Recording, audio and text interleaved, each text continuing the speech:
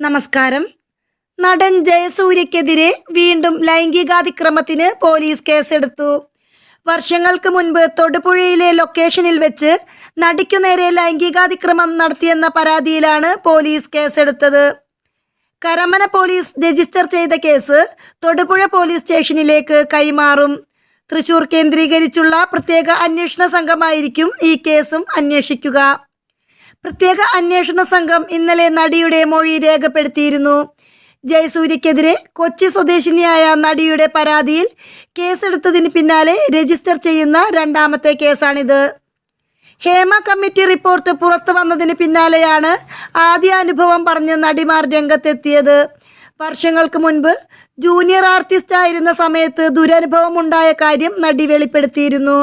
ഈ പരാതിയിലാണിപ്പോൾ പോലീസ് കേസെടുത്തത്. പ്രത്യേക അന്വേഷണ സംഘത്തിലെ തൃശൂരിലെ ഐശ്വര്യ